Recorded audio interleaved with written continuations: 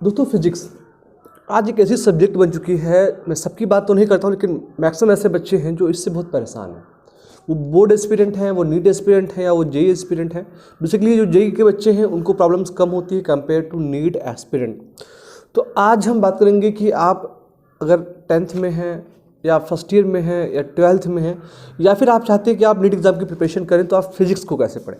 Because मेरे पास number of बच्चों की जो है रिक्वेस्ट आ रही थी, सर एक आप कुछ बताएं फिजिक्स को लेकर, कोई वीडियो बनाएं जिसमें आप ये बताएं कि फ़िज़िक्स को हम कैसे पढ़ें। मैं आपको एक चीज़ बता दूं कि अगर आपका सपना डॉक्टर बनने का है, यानी आप चाहते हैं कि आप नीट एग्ज़ाम में अच्छा स्कोर करें, आपको गवर्नमेंट MBBS सीट मिले, तो उस कंडीशन में आपको फिजिक्स पे भी फोकस करना बेहद ज़रूरी है। क्योंकि अगर आप फिजिक्स में 100 समथिंग स्कोर करेंगे तो फिर आपको गवर्नमेंट MBBS कॉलेज मिलने की चांसेस बहुत कम हो जाएंगे। क्यों? क्योंकि बायोलॉजी हर एक बच्चे का स्ट्रॉन्ग जोन होता है और बायोलॉजी में सभी अच्छा स्कोर करते हैं। बायोलॉजी से आप सिर्फ हाफ एंड मार्क्स यानी 350 समथिंग स्कोर कर सकते हैं, और अगर आप फिजिक्स में अच्छा स्कोर नहीं करेंगे तो फिर आपकी कहीं ना कहीं रैंक डिस्टर्ब हो जाएगी।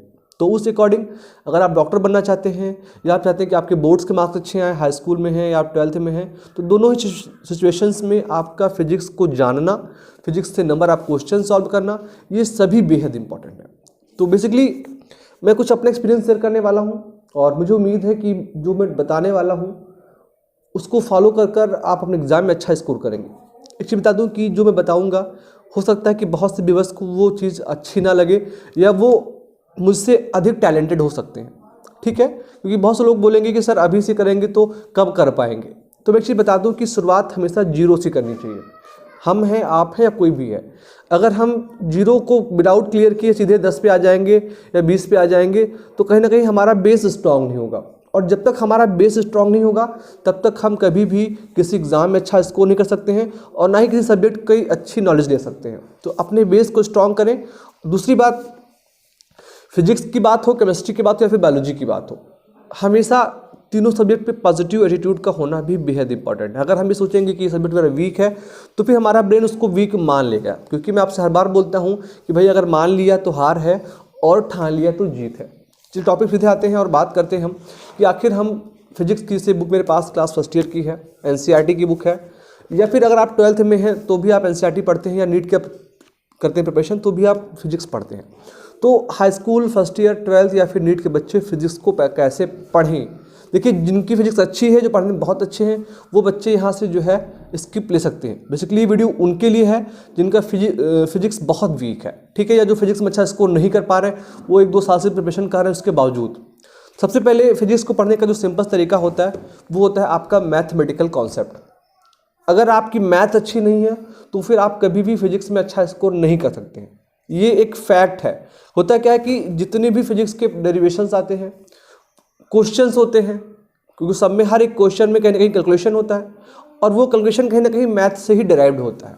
तो अगर आपको फिजिक्स के बेसिक कॉन्सेप्ट समझने हैं, डेरिवेशन समझना है, तो कहीं ना कहीं आपको अपनी मैथ को भी स्ट्रॉन्ग करना होगा। क्योंकि न्यूमेरिकल्स तभी लगेंगे जब आपकी मैथ अच्छी होगी। कई बार होता है कि हमको जो है सेकंड्स को जो है मिनट में कन्वर्ट करना होता है, मिनट को सेकंड्स में, घंटे को सेकंड में। तो उस कंडीशन में कहीं ना कहीं हमें मैथ के कॉन्सेप्ट पे ज़्यादा फोकस करना होता है। तो पहली चीज़ तो ये कि अगर आपको फिजिक्स सीखनी है तो पहले आप मैथ सीखें। फर्स्ट ईयर या 12th की जो मैक्सिमम फिजिक्स है वो कहीं ना कहीं 9th के मैथ से ली ही गई है, चाहे वो साइन थीटा के बारे में, क्योंकि जो भी हम ट्रिग्नोमेट्री पढ़ते हैं वो 9th से हमको मिल जाती है, 9th हाई स्कूल से। वहाँ पर कई बार थोड़ा सा क्योंकि चैप्टर्स कम होते हैं तो हम रट्टा मार लेते हैं, तो वो रट्टा मारने की प्रवृत्ति हमारी हमको फर्स्ट ईयर में भी हम पास हो जाते हैं और 12th पास हो जाते हैं। लेकिन जब हम नीट एग्जाम में जाते हैं तो फिर अच्छा स्कोर नहीं कर पाते हैं। तो रट्टा मारने के बजाय अगर हम फिजिक्स को सीखने के लिए सबसे पहले मैथ के कॉन्सेप्ट को सीखें। टाइम टेकिंग है, आपको 2 महीने 6 महीने एक्स्ट्रा लगेगा, 1 साल लगेगा, लेकिन अगर आप देखिए देर से जाइए लेकिन बिल्कुल दुरुस्त होकर जाइए। टाइम ले लीजिए 1 साल 2 साल, लेकिन जब आप एग्जाम में अपेयर हों तो फिर आपके अंदर कोई कमी ना रहे। तो सबसे पहले मैथ के कॉन्सेप्ट को समझें। 9th से मैथ्स पढ़ लें अगर आपके पास समय है, अगर नहीं है तो कोशिश करें कि हाई स्कूल से पढ़ लें।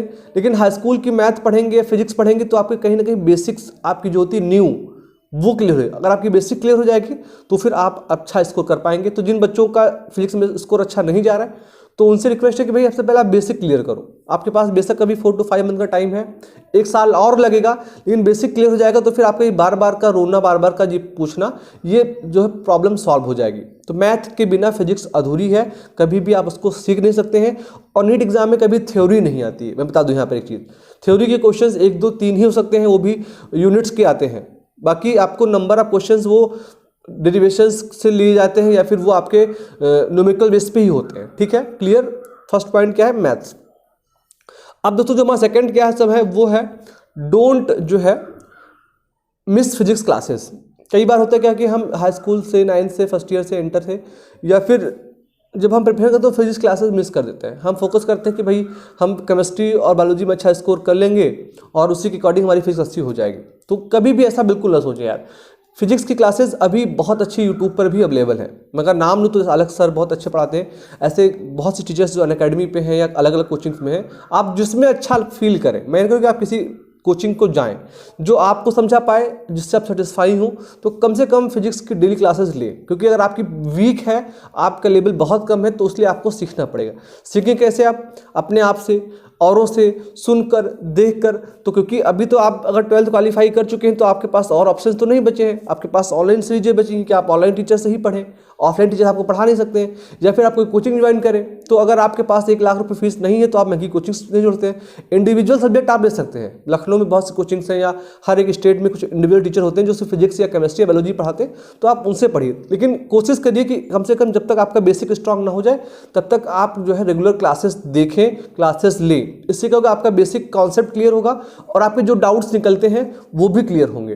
तो अपने पे विश्वास, अगर आपको जिससे फिजिक्स बेसिक पता है तब तो ठीक है कि हम सबसे पढ़ लेंगे। लेकिन अगर बेसिक नहीं अच्छा है तो आप एक सब्जेक्ट की इंडिविजुअल जो है क्लासेस ले लें इंडिविजुअल में, चाहे वो कोई ऑनलाइन मीडियम है या फिर ऑफलाइन मीडियम है या फिर आपके स्कूल टीचर्स हैं। ठीक है, सेकंड पॉइंट हो गया डोंट मिस फिजिक्स क्लासेस।